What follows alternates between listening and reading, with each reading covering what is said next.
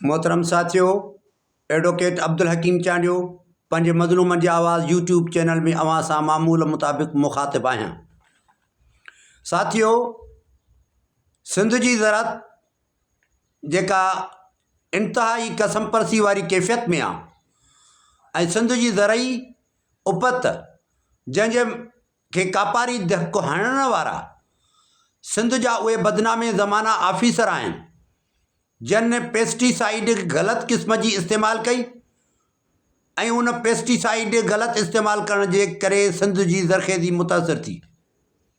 उन जी हिकिड़ी 1994 जी वॾी हिकिड़ी टीम आहे जन 1994 में बेबुनियाद ना अली जे बुनियादनि तहत कमीशन किन पास कई किन न कई, उन जी हिकिड़ी वॾी टीम आहे। ऐं उन में वरी Sindh agriculture officers welfare association सावा उन जो वॾो किरदारु आहे। सिंध एग्रीकल्चर ऑफिसर्स वेलफेयर माना फलाह बहबूद। सिंध जे ज़रई ऑफिसरनि जे फलाह बहबूद लाइ हिकु जमायत ठही त ऑफिसरनि जी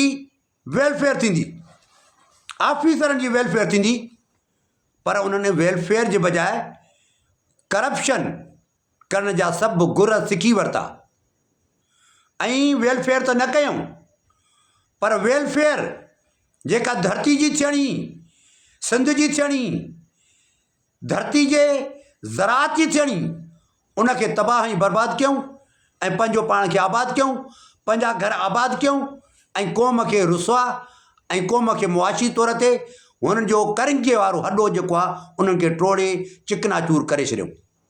अॼु मां ॻाल्हाईंदुसि उन सावा जे ताहयात सेक्रेटरी मुनीर अहमद जुमाणी ते, जेको हिन वक़्तु डायरेक्टर जनरल आहे एग्रीकल्चर एक्सटेंशन हैदराबाद में, हुनजी हेड ऑफिस आहे। संदसि जो अबाणो शहर शिकारपुर आहे।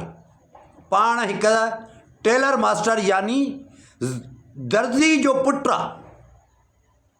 उहो माण्हू जॾहिं यूनिवर्सिटी में एडमिशन थो वठे, एडमिशन वठण दौरान ई हुन फील्ड असिस्टेंट जी नौकरी करणु शुरू कई, जेको सरियन जुर्म आहे, क्राइम आहे।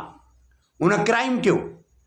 तूं रेगुलर स्टूडेंट बि आहीं ऐं तूं सरकारी जॉब बि थो करीं। जेकॾहिं तूं सरकारी जॉब थो करीं त उहो कहिड़े टाइम ते थो करीं? जेकॾहिं तूं पढ़ीं थो त उहो कहिड़े टाइम ते थो पढ़ीं?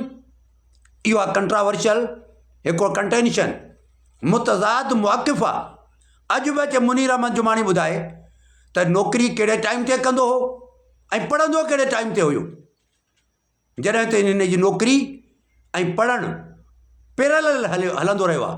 साॻे वक़्त ते नौकरी आहे, साॻे वक़्त ते ही स्टूडेंट आहे टंडोजाम एग्रीकल्चर यूनिवर्सिटी जो। मुनीर अहमद जुमाणी सावा जे प्लेटफॉर्म तां जेका सिंध जी ज़रख़ेज़ी तबाह कई, सिंध जे वसीलनि खे जेको हड़प कयो, सिंध जी ज़रात खे अॻ में ईअं हूंदो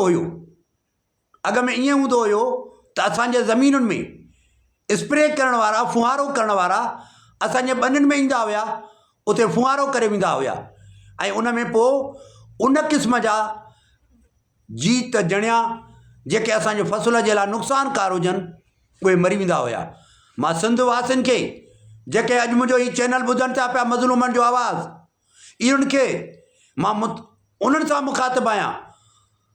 कहिड़े बि ज़िले जा हुजो, शिकारपुर, जकबाबाद, सखर, घोटकी, दादू, लाड़काणो या बदीन, सुजावल, ठठो, जिते बि इहे अॻ में असांजे वॾनि ॾिठो ऐं असां बि ॾिठो त हे एग्रीकल्चर डिपार्टमेंट वारा वॾो पाण स्प्रे करण लाइ उते ज़मीनुनि में पहुचंदा हुया, पर हींअर उहे उते कोन था पहुचनि।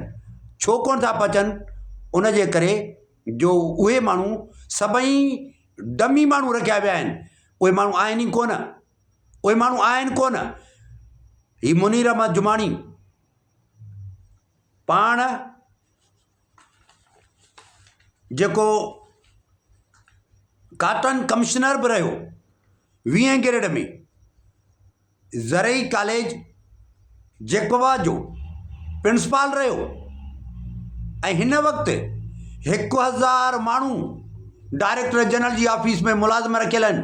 उहे चौकीदार, पटेवाला, बेलदार, इदारो पाकिस्तान जा इदारो, नेब हुजे, एंटी करप्शन हुजे, नेब त खणी वधीक मुतारिक नथी थिए, पर मां एंटी करप्शन खे त इहो मुतनाबे करणु थो चाहियां त तव्हां वञो डायरेक्टर जनरल एग्रीकल्चर एक्सटेंशन जेका शहबाज बिल्डिंग में ऑफिस आहे उते वञी ॾिसो त उते तव्हांजा 1000 मुलाज़िमनि जो, जंहिंमें चौकीदार, पटेवाला, ड्राइवर, उन्हनि जी 1000 माण्हुनि जी लिस्ट आहे।